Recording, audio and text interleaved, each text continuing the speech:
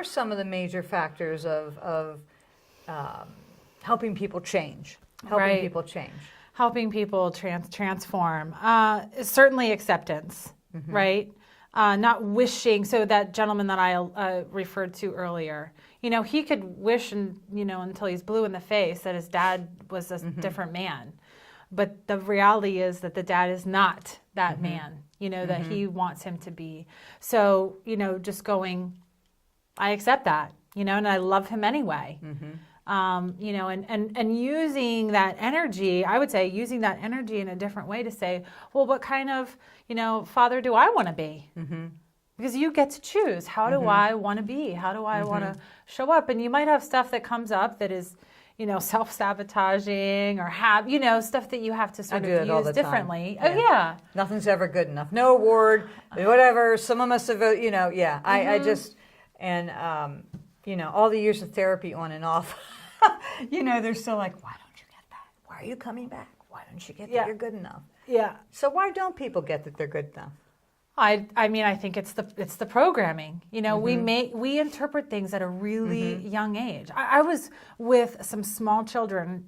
I guess it was last week now, and there was something. An older sister, she's 3, and a younger one who will be 2, very close in age. Okay, and I'm watching them interact, and the younger one did something wrong, right? That the older one had gotten a giggle out of her parents. For. Okay, so can you see that in your head? So the older one did something, the parents giggle, oh my goodness. Then the younger one does it, and it's like, no, right? And I literally watched her go, and she's 2. I watched her process that. How come they're not laughing at me? I know that that's what's happening in this little child's brain. I didn't get the same reaction as my sister got. Interesting, right? And so it's so young. Right, that we go, well, geez, that might mean that I'm not funny. I'm not as good as my sister or whatever. Who knows, what actually is being programmed in there, but that's what it is. And so then we have to diligently, because I have to, right? I only know this because I do it too. I'm practicing, and it's a practice. It's not like, oh, I've arrived. I'm happy. I was just angry yesterday about the rain. My gosh. Can that not make you angry or whatever? I mean, I have been all winter and all spring, and I'm so depressed. I have this area in my backyard. It's this little stone area, and there's some beautiful cherry trees and my little bench, and live, love, laugh out loud stone thing. Yes. Every morning I go out there. And with all the rain, it's been harder and harder to go out there. So I just started going out and standing. Then I started standing like this against the house to try to stay dry. Then I had the garage door half open, and it just took all the joy out of it. And one day it rained the night before. It was still moist out. It was still slightly wet in my little sitting place. I sat on it anyway. I was like, all right, so my pants are getting wet, but I'm sitting here because it's my spot. Yes. And it's just amazing that, changing these things that are feel-good things every day are part of our process. When you can't do them, maybe the first time it's okay, the second time maybe it's sort of okay, the third time it's not okay, and the fourth time it's way not okay.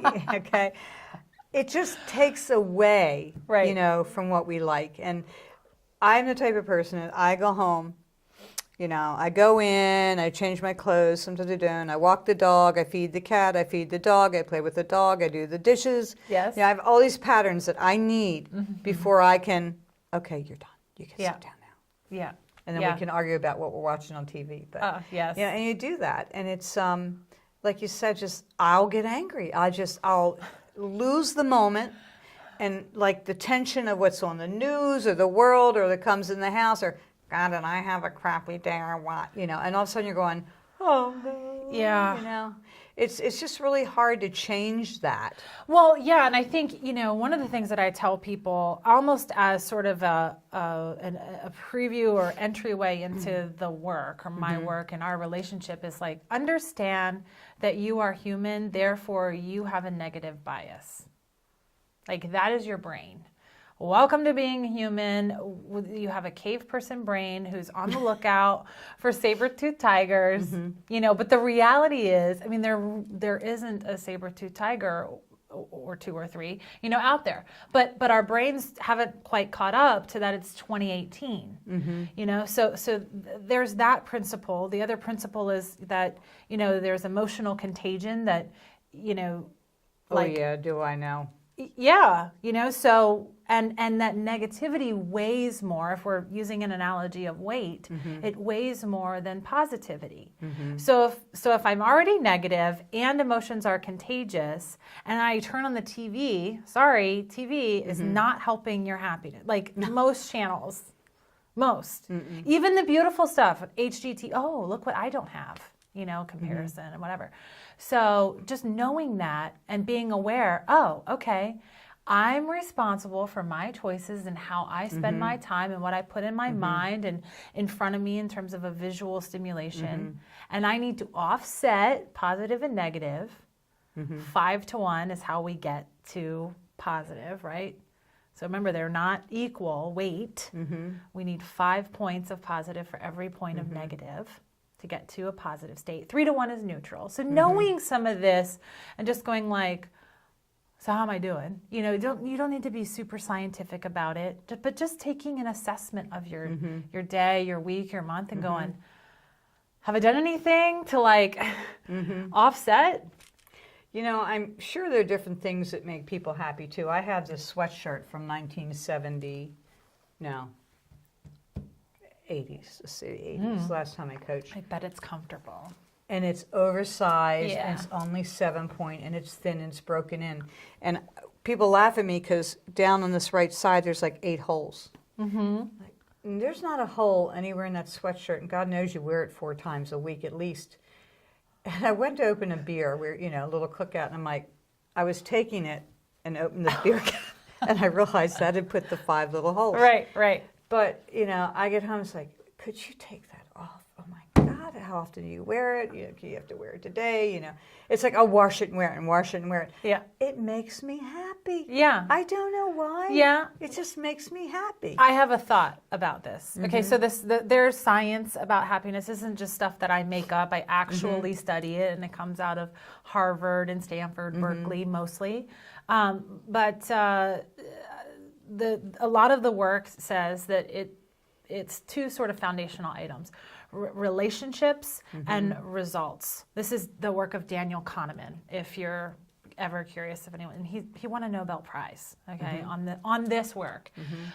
Results and relationships. So chances are that sweatshirt has a relational attachment to you. You've opened beers for friends and family and celebrated and, you know, all of those things in that.